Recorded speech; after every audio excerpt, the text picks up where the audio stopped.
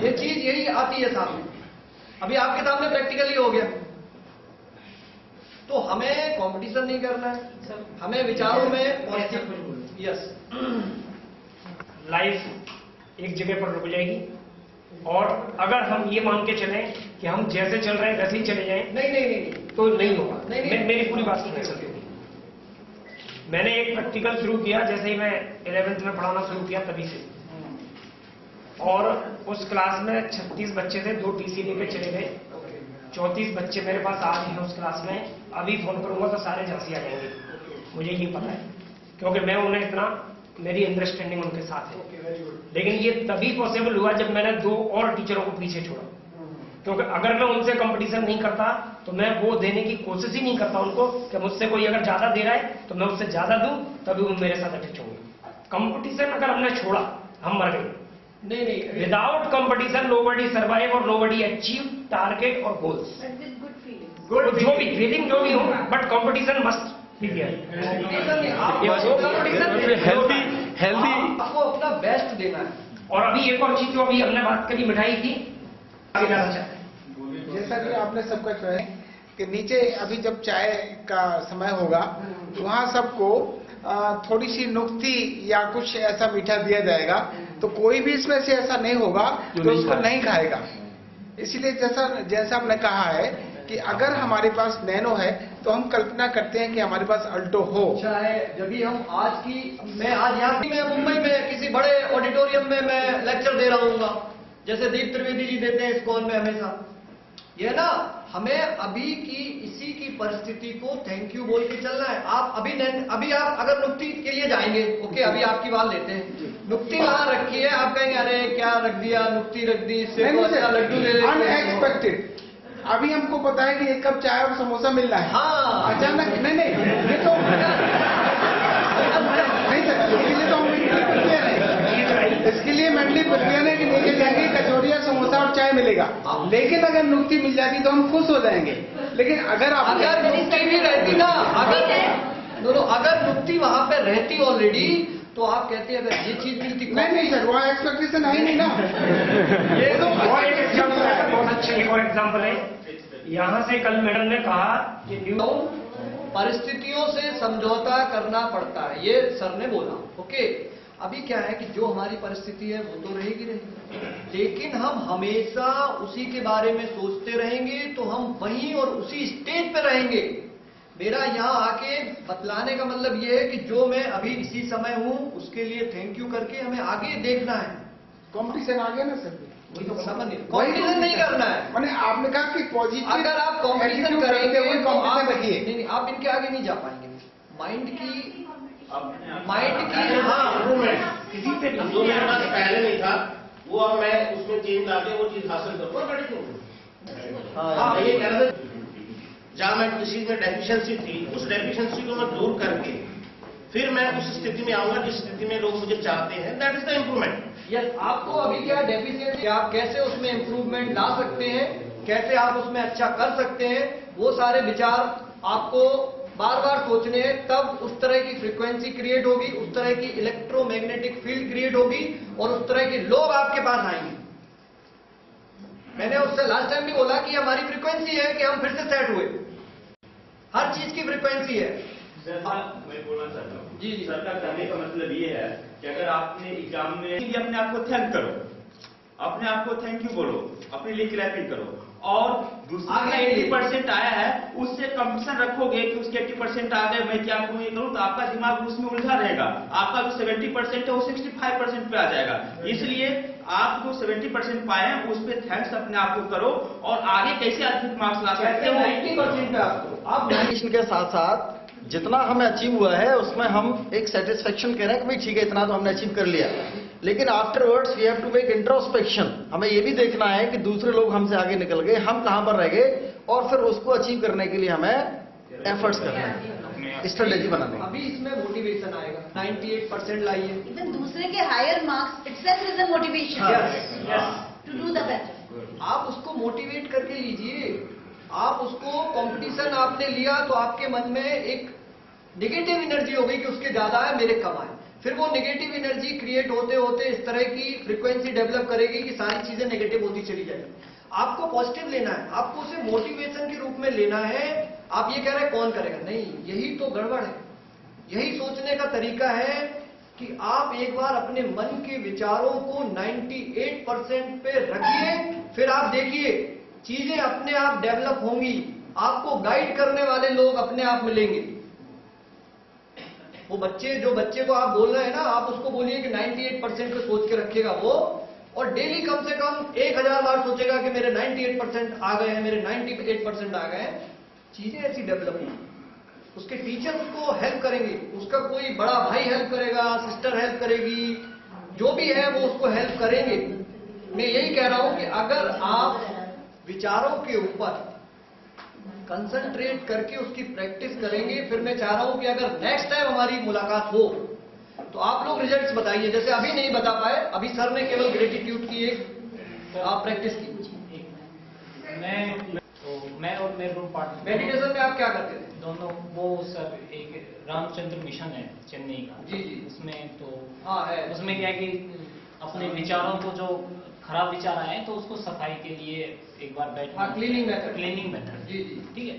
तो उस समय जब हॉस्टल के बाकी बच्चे हमारे रूम में आते थे तो वो यही कहते थे कि अलग से फीलिंग होती है। और उस समय एक ऐसी सिचुएशन आ गई थी हमारे में कि बहुत ज्यादा खुशी हो गई तो कोई फर्क नहीं पड़ता था, या बहुत ज्यादा दुख हो गया तो कोई फर्क नहीं पड़ता था। बहुत बढ़िया। तो आई थिंक मेडिटेशन एक बेस्ट जो है वे है इसका। गुड। अभी देखो आप लोगों ने सुना, इन्होंने क्या हो गई, कोई फर्क नहीं पड़ा, लेकिन वो जो सुख की फ्रीक्वेंसी इनके पास सेट हो गई। हम लोगों को तो सुख चाहिए ना, हमें पहाड़ पे कहां जाना है, हमें पहाड़ पे नहीं जाना किसी को, हमें तो सुख चाहिए। तो जो सुख है उसकी फ्रीक्वेंसी को हमें अपने पास सेट करना है, मेडिटेशन से, ध्यान से, मोटिवेशन से। क्योंकि क्या होता है, जैसे मैं हूं, मैं भी भूल जाता हूं। तो हम लोग एक रूटीन लाइफ में जब चले जाते हैं, रूटीन पढ़ाने में चले जाते हैं, तो उस समय मोटिवेशन की बहुत जरूरत है। जैसा हमारा टॉपिक है वर्क लाइफ मोटिवेशन, वही है। क्योंकि अगर हम मोटिवेट नहीं होंगे तो आगे हमारी प्रोग्रेस नहीं होगी। तो जो आपने बताया कि हम वहां पे ध्यान करते थे, ध्यान करने में हमारा जो खुशी है और जो दुख है उसके ऊपर था।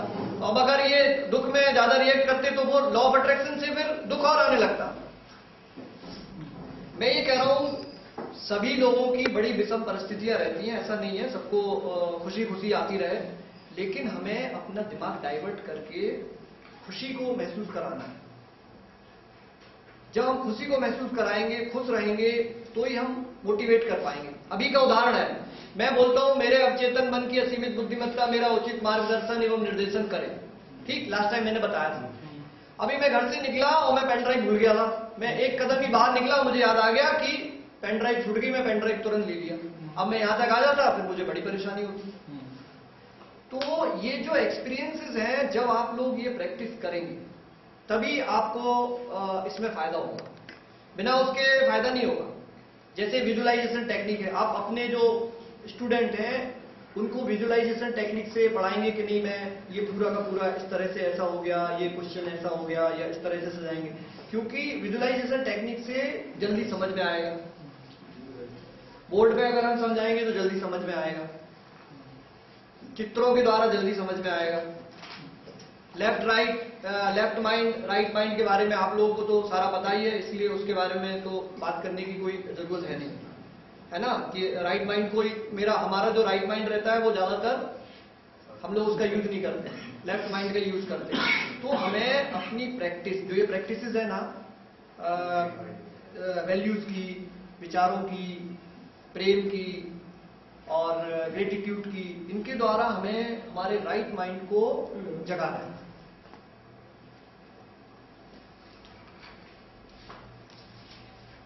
अच्छा, मैंने एक डोनेशन की बात और की थी, डोनेशन वाली।